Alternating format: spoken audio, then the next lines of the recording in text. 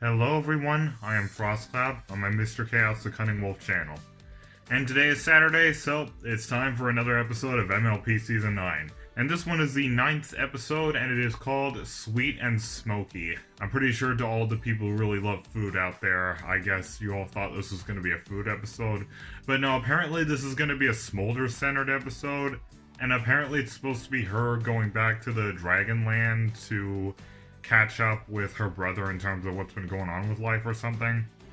I mean, that's what I've been sort of getting at when test watching this and I just listened to see if it worked. I don't know how this is going to go, and that's literally all I know about this episode is we're going to be seeing the Dragonlands again, and this is going to be a Smolder-centered episode. So, Dragon-centered episodes have never really been my thing, but who knows, maybe this will be different. And what I mean is, the Season 6 episode, Gauntlet of Fire, was interesting, but it wasn't honestly my most memorable. But, as I said, maybe this will be different, I'm not sure. So with all that said, without further ado, let's begin. Well, what would make your brother happy? Just having Spike and me accept him for who he is will make a huge difference. Dragons who appreciate his more sensitive side. I got it! Show tunes! Yeah, no. Okay, so he's pretty much the Fluttershy of the Dragonland then. Oh, that's an interesting smell. Stink of sulfur. Sharp rocks under my claws. Oh, I thought that was a lot of people going through a molt or something. Did you know there's a whole wide world out here waiting to say hello? Did you? Oh, did you, boo? Oh, you boo? Can't answer you. It's an egg. Dragon Lord Ember. Nice to see you. Nicely put, Ember. See you too. Which one are you again? The party one? Apple Dash. Or was that the country? Fluttershy, the one who loves and not the Twilight lookalike. You're not talking about Starlight, because I keep remembering you No, say they're none both of the you same are because they're purple. watching- I'm just saying. You're both purple ponies with purple hair. You both have cutie marks with sparkly things. Mine's more of a glimmer. How is that different? Garble! Smolder? What are you doing here? Wait, How's it scaling, brah? We better get out of here before your brother shows up.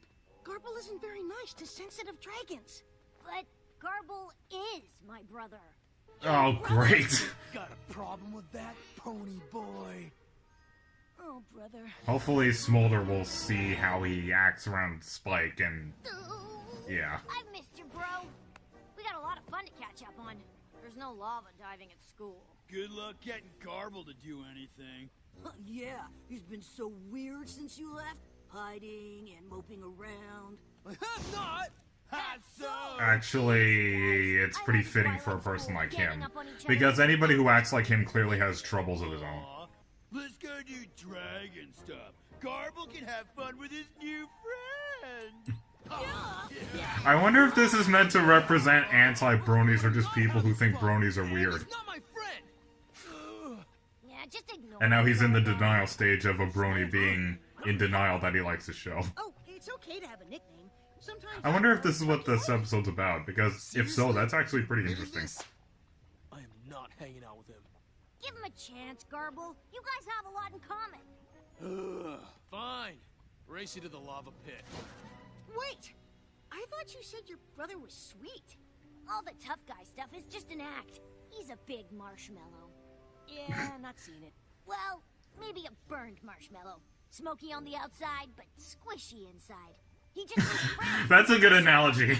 Like, I don't know about you, but a change of scenery always turns my frown upside down. Yeah, it's kind of the reason why all of us change our wallpapers on our phones or computers, like occasionally. Spike, I think it's really nice that you're trying to cheer up Gargar. Thank you, Smolder. My turn. I like how you always let every creature know how you're feeling, Gargar. Only Smolder gets to call me that! Oh, yeah. Let's go hang with a real dragon, not a pony wannabe. See? It's no use. Why don't I see what I can do about the eggs? And you cheer up Garble. I wonder if the moral of this episode is, even the worst seeming of people can change. You're dealing with Fluttershy now, and she's packing a whole lifetime of kindness. It's okay, Gargar. Fluttershy won't think you're soft for being a poet. And neither would any dragon who was your real friend. Yeah, just like anybody who truly loves you or likes you as a friend when they discover you're a brony.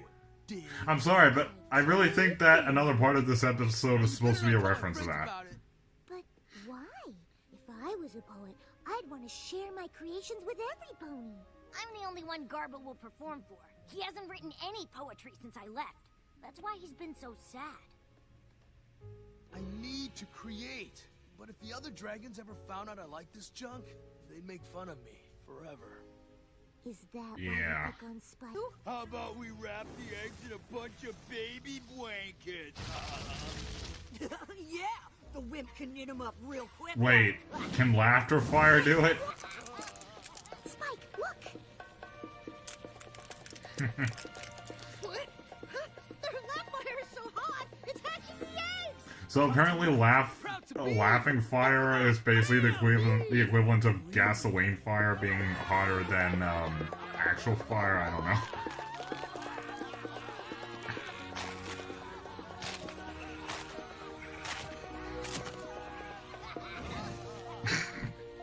Okay, even other dragons, those are some adorable models.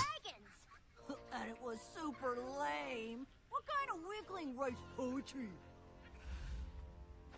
The hero of the Dragonlands! No, if you don't mind, can you teach me how to write poetry like that? It's pretty cool. That's an anti-brony right there, wanting to join the fandom after seeing certain things. Take a number, guys. I'll take them all. Oh my. Of course. Okay, that came together very nicely, actually. After really rewatching it, I must say this is yet another phenomenal episode. And let me emphasize why I feel very highly of this episode just as much as I did for the previous episode, Frenemies. On sort of the subject of humor, I caught a bit of a sex joke with Ember. Remember the part where Fluttershy asked, "Oh, are all these eggs yours?" She's like, "No, what do you mean?" And I didn't catch it the first time, but as she was saying no, she was blushing. I'm pretty sure somebody's already coming up with clop art ideas by now, but still, I think I caught a bit of an adult joke right there, and honestly, to the writers, I gotta applaud that. I mean, if Pinky licking the cream off of her face in the Season 4 premiere Princess Twilight Sparkle wasn't already suggestive enough, we have another joke like this saying, yeah, are all these offsprings yours? Is your, thing down there that big? And she's all like, what? No, what are you talking about? Why would I be doing that? And on a brief note, Ember in general in this episode is honestly at her best. I mean, you could argue that the time she was at her best was in the episode Triple Threat from Season 7. But personally, to me, I like her the best in this episode because this just goes to show how far she's come as a leader ever since she won the rights to being the Dragon Lord in the Season 6 episode Gauntlet of Fire. So I just really like progression. I just really like character building. And this episode was really good at showcasing at how far Ember had become and how assertive she... Well, I mean, yeah, she's assertive, but you know what I mean? Just how experienced she is. And I don't consider her a waifu or anything, but just personally to me, she looks nice physically. I mean, not just her build in general, but her voice. I don't know, there's just something about it. It seems like if she were a pony, she could actually pass as a sister of Tempest's, because her voice just has that strong, authoritarian and blunt voice. So now, you guys obviously heard me say more than one time that this episode feels like a metaphorical way of someone who is in the brony fandom as a newbie, but they don't want to admit it because unfortunately a lot of the world still views watching something like My Little Pony or just any little kid show to be childish or immature or just funny. And I was once in this boat as well. I was regularly picked on for being a brony. I was always told to go kill myself, and I was called more names than I can even remember. And Smolder in this episode, in a way, sort of feels like a parent trying to make their child feel more comfortable and accepted with what they're into. And obviously what Smolder was trying to do was to help her brother Garble make a friend who was in that category that he didn't want to admit that he was in, so that he would feel more accepted and he wouldn't feel as self-conscious when he got made fun of for it. Which is why I said all the other dragons laughing at him somewhat represent the anti-bronies, or just people in general who don't understand that watching something out of your demographic or being slightly different does not make a person inferior. So that's what Smolder honestly felt like in this episode. This honestly just makes Smolder close to one of my most favorite characters in the show in general, because that is honestly what she reminds me of in this episode. I can actually name one time where I saw one of the best examples of this. When I was attending the bullying panel back in BronyCon 2016, there was a mother who had actually come up to the microphone, the open mic, to ask questions, and her daughter was just staying back in the audience because of how shy she was, and she was talking about all the time she was bullied for being in the Brony fandom. Keep in mind, she's a little girl, keep in mind how ridiculous this is. And then later on in her speech, she says that she was actually punched at a birthday party for being a fan of MLP. Which is just weird, because according to those people, isn't she not really doing anything wrong? Because, you know what I mean? She's a little girl and ponies.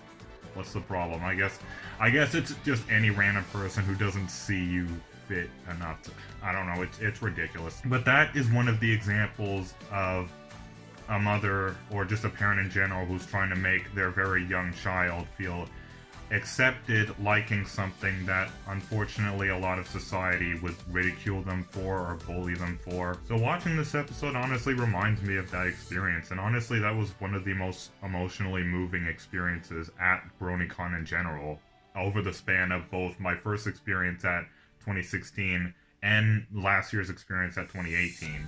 And of course the next entry in that line of memories for me is going to be this year's BronyCon, the 2019 one. I absolutely love the way the writers wrote Smolder in this episode, and that leads me to just how I feel about this episode in general.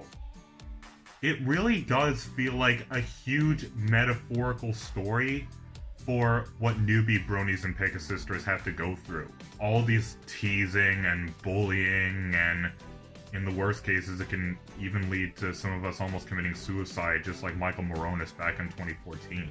But this felt like a symbol to remind us of that. And this season seems pretty fitting for them to go over it, because if this is the last season, they would want to make it special in that regards. They would want to have a lot of symbolic messages that reach out to the fandom. I mean, look at Uprooted. That episode was pretty much all about, even though the show may end, that doesn't mean the fandom will. As long as we stick together, as long as we preserve the memories, and as long as we just keep our spirits alive, we will never fall apart. So this felt like a symbolic message of true friends will accept you for the things you like, even though it's different. And if you have friends that constantly need you to appease them and watch shows that maybe you're not interested in, or shows that fit your demographic, and then you feel that you need to pick on others who like the same thing that you do just to win their approval, those are not real friends. I think I've actually sort of went over this in my afterthoughts of It Isn't the Main Thing About You from Season 7. And if so, I'm sorry for repeating myself, but I will say it again. People who need you to constantly appease them, they are not your friends. And in some cases, that can actually be abuse, because they're making you feel pressured in that regard. They're making you feel that you're not allowed to be yourself. You're not allowed to be anything different. They are the dictatorship of what makes you happy, even though that's stupid, because what makes a person happy is on them. It's not up to anybody else. That's why there's such thing as personal decisions nowadays. There's a lot more freedoms nowadays in the world in general. And sadly, not everybody has come out of that stage of not understanding that liking something that you may not specifically like does not make that person inferior or broken or evil in a way. And taking the whole symbolic representation of the Brony fandom of the picture here, this episode was just fun in general, even without it having a song in it, which makes sense because the previous two had songs in it, so I guess we need a bit of a musical break for now. I liked how this episode expanded more on how the Dragon Kingdom works. Again, I really like world building, and I'm glad we got to see more of the dragon world and learn more about how it operates, because while it's interesting, I actually kind of do understand why the eggs would need to be hot in order to be healthy. It's because they're dragons, they gotta be used to heat. If they're... I wonder if they would just outright die if they were in somewhere like Yakistan or my OC's home city, Tundra Bay, which is way further up north than Yakistan. They would pretty much freeze to death, but wow, if they can be unhealthy from just, I guess, an air conditioning level of cool, then wow. I mean, I guess they need to be under constant supervision to make sure that they're... And I understand why Ember was angry at those other dragons who moved it. That's pretty much an entire ecosystem undone, and that's gonna take them a while to replace it. Unless Ember is going to make a specific role for Garble as to where he can play bongos or deliberately look ridiculous. Well, okay, maybe that'll defeat the whole point of a lesson being taught. Maybe later on the ecosystem will be fixed. But again, this was interesting in that regards. This was really cool to see how further the Dragon Kingdom works and the dynamics of it. And again, this episode just goes to show how good of a character in general Smolder is. Again, taking the whole symbolically being like the Brony Phantom thing out of the thing, even then I consider Smolder to have just become an even more better character than she already was. Because here she is, obviously having learned things from Twilight School of Friendship over the years. And I say over the years because obviously Hearthwarmings have passed, so obviously the school's been going for years, but time has just been jumping a lot. With everything she had learned, returning home like this, she wanted to bring that sort of magic, if you'd call it, back. She wanted to bring that same positive new vibe that she had learned from Equestria back to the Dragonland. And she wanted to use it to try to make her brother feel more accepted, and that he didn't have to pick on others because he was ashamed of being... Now, I don't know if this is a very good comparison, but it just hit me. I wonder if some gay people or some transgender people can actually relate to Garble in a way. Because I've heard that... Now, I know not all of gay people or transgender people are like this, but I've heard of some cases where sometimes they'll actually pick on other gay people or just any other person that's differently orientated in their way, just to make them feel better so that they're not picked on by people who don't really like gays or they don't like trans. When in reality, they are that themselves, but they don't want to admit it because they're afraid they're going to lose all their friends and they're going to lose all that. But as I said, friends that demand that constant appeasement are not friends. The only times I would allow friends to do that is if the person was into something wrong or something that causes bad things to happen to people. But if it's something like just choosing how you want to be orientated, or just back to the whole brony thing, what show you want to watch, or it's not even much of a brony thing. You can be into Paw Patrol, you can be into whatever you want, and, you know, that doesn't make you an inferior person. And that doesn't mean you want to be a baby. That doesn't mean you have a baby fetish. That doesn't mean you don't want a job. That doesn't mean you don't want to socialize with people. So I honestly wonder if people with different sexual orientation can sort of relate to Garble here, because Garble was obviously doing what just, you know, some of you guys do. Sometimes you'll be bullying other gays or other trans because you want to appeal to your friends who think that being a heterosexual is the only way to be a good person. But let me just tell you all, they're the ones with the problem, not you. And you don't need to take all of this aggression in the form of bullying others out on them because those quote-unquote friends are making you ashamed of what you are. I'm sorry if I'm coming off as preachy here, but that came to me when I was thinking about what Smolder was doing. And honestly, this just makes me like Smolder even more. I mean, not only with the fact that bronies like myself, obviously, and probably not even differently sexual orientated people, maybe people of a different race who have been oppressed, or just people who are different without harming anybody in general. If somebody is into something or they just want to be something that's not harming anyone, then really, why give them flack for it? Anyways, I'm sorry for getting so passionate about that, so... Yeah, I absolutely like Smolder as a character, even more than I already did. I mean, I really liked how she was the voice of reason in Father Knows Beast, but seeing her doing this... wow. I mean, to the writers, and of course the main writer of this episode, Kim Bayer Johnson, I believe it's called. I'm just looking at the writer on the MLP wiki. I don't know if that's a girl's name or a boy's name, but whoever you are, very good job with this episode. I wonder if you had some knowledge about what newbie bronies or Pegasisters have to face when they're a closet Pegasister or a closet brony.